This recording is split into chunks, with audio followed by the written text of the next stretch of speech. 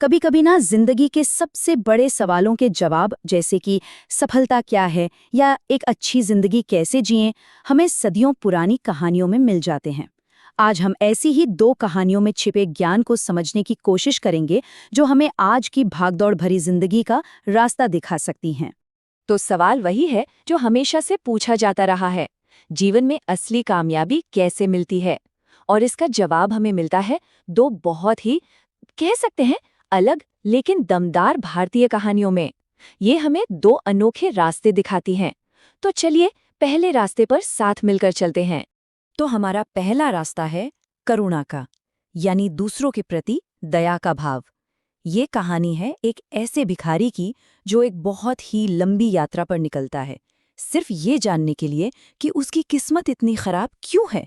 सोचिए जरा, इस भिखारी की परेशानी कितनी अजीब थी। उसे एक चूहे से पता चलता है कि उसकी किस्मत एक श्राप से बंधी है। वो अपने पास सिर्फ 8 चीजें ही रख सकता था। मतलब जैसे ही 9वीं चीज हाथ लगती, कोई न कोई पुरानी चीज अपने आप गायब हो जाती थी। इस अजीब चक्कर से तंग आकर उसने फैसला किया कि वो बुद्ध के पास जाएगा और इस पहेली का हल पूछेगा। लेकिन उसका ये सफर इतना आसान नहीं था। रास्ते में उसे 3 और परेशान लोग मिले। पहले एक बहुत अमीर परिवार, जिनकी बेटी, अजीब बात थी, बोली नहीं सकती थी। फिर मिला एक शक्तिशाली जादूगर जो अपनी 1000 साल की तपस्या के बाद भी स्वर्ग नहीं जा पा रहा था, वहीं अटका हुआ था। और आखिर में एक विशाल कछुआ जो 500 सालों से ड्रैगन बनने का इंतजार कर रहा था।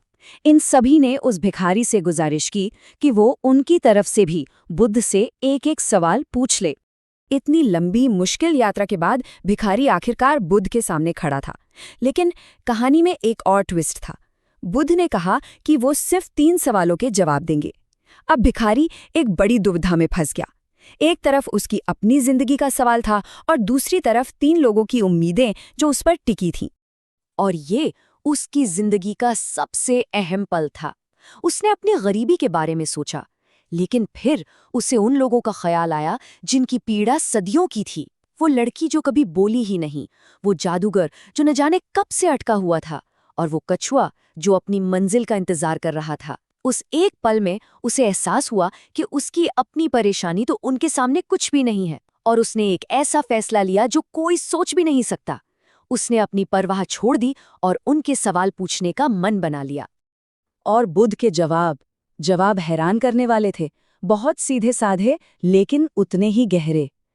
कछुए को अगर ड्रैगन बनना है तो उसे अपना वो मजबूत कवच, मतलब अपना कंफर्ट जोन छोड़ना ही पड़ेगा। जादूगर को स्वर्ग जाने के लिए अपनी जादुई छड़ी, यानी दुनिया की ताकत और मोह को छोड़ना होगा। और बेटी तब बोलेगी जब वो अपने जीवन साथी से मिलेगी। और बस यहीं से कहानी पूरी तरह पलट जाती है। जैसे ही भिखारी ने उन तक जवाब पहुंचाए, उसकी निस्वार्थता का फल उसे मिलने लगा। कछुए ने उसे अपने कवच से अनमोल मोती निकाल कर दे दिए। जादूगर ने स्वर्ग जाने से पहले अपनी चमत्कारी छड़ी उसे थमा दी। और जब वो लड़की के घर पहुंचा तो उसे देखते ही लड़की की जुबान खुल गई और उसने उसे ही अपने जीवन साथी के रूप में पहचान लिया। देखिए, दूसरों की मदद करके उसने अनजाने में अपनी हर मुश्किल हल कर ली थी। उसे दौलत, ताकत और प्यार सब कुछ मिल गया। तो ये तो थी बाहर की दुनिया की यात्रा। अब चलते हैं एक बिल्कुल अलग रास्ते पर, अंदर की यात्रा पर। ये कहानी हमें अपनी अंदरूनी कमजोरियों के बारे में सिखाती है, खासकर अनुशासन और टालमटोल की आदत के बारे में। ये कहानी है एक ऐसे आदमी की जिसकी एक आदत हम में से कई लोगों में होती है, टालमटोल। उसका मानना था, अरे बहुत टाइम है, बाद में कर लेंगे। हर काम को कल पर टालना उसकी फितरत थी। फिर एक दिन किस्मत ने उसे एक ऐसा मौका दिया जिसका लोग सिर्फ सपना ही देख सकते हैं। एक दयालु राजा ने उसे शाही खजाने में बुलाया और कहा, सूरज ढलने तक तुम यहाँ से जितना चाहे उतना सोना चांदी ले जा सकते हो, मतलब एक ही दिन में अमीर बनने का सीधा टिकट। लेकिन इस आदमी ने इस सुनहरे मौके का क्या किया, चलिए देखते हैं। पहले तो उसने सोचा, चलो आराम से खाना खाते हैं, फिर जाएंगे। फिर ये सोचकर कि अभी तो पूरा दिन बाकी है, वो 2 घंटे के लिए सो गया। और हद तो तब हो गई जब उठने के बाद उसने कहा कि बाहर बहुत गर्मी है, और 4 घंटे और एक पेड़ के नीचे आराम करने में बर्बाद कर दिए। जब तक वो आखिरकार महल पहुंचा, सूरज डूब चुका था और खजाने के दरवाजे बंद हो चुके थे। तो आखिर में हाथ क्या लगा? एक बड़ा सा जीरो, एक भी सिक्का नहीं। क्यों?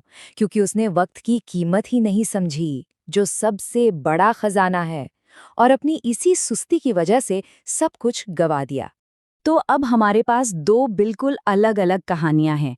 एक है बाहर की दुनिया में करुणा की, और दूसरी है अंदर की दुनिया में अनुशासन की। पहली बार में तो लगता है कि इनका आपस में कोई लेना देना नहीं है, लेकिन जब हम इन्हें जोड़कर देखते हैं तब एक बहुत गहरी सच्चाई सामने आती है। देखिए, इन दोनों सबक की खूबसूरती इसी में है कि एक साथ कैसे काम करते हैं। भिखारी की कहानी हमें निस्वार्थता सिखाती है कि जब हम दूसरों की मदद करते हैं तो हमारी अपनी मुश्किलें अपने आप सुलझ जाती हैं। और दूसरी तरफ आलसी आदमी की कहानी हमें अनुशासन सिखाती है कि जब हम अपने वक्त की इज्जत करते हैं तभी मौकों का फायदा उठा सकते हैं। तो फिर एक कामयाब और संतुष्ट जिंदगी का राज क्या है? वो इन दोनों रास्तों के संगम पर मिलता है। असली खुशी तब मिलती है जब हम अपने अंदर के अनुशासन का इस्तेमाल बाहर की दुनिया में दूसरों की भलाई के लिए करते हैं। मतलब सिर्फ मेहनत करना काफी नहीं है, जरूरी यह है कि वो मेहनत किसी ऐसे मकसद के लिए हो जो हमसे भी बड़ा हो। तो बस मैं आपको इसी एक सवाल के साथ छोड़कर जा रहा हूँ। कोई भी इंसान अपनी जिंदगी में इन दोनों रास्तों को एक साथ कैसे ला सकता है? कैसे कोई अपने अंदर वो अनुशासन पैदा कर सकता है जिससे वो अपने समय और हुनर का इस्तेमाल सिर्फ अपने लिए नहीं बल्कि अपने आसपास के लोगों की जिंदगी को बेहतर बनाने के लिए कर सके? असली सफलता इसी संगम में छुपी है। इस पे सोचिएगा जरूर।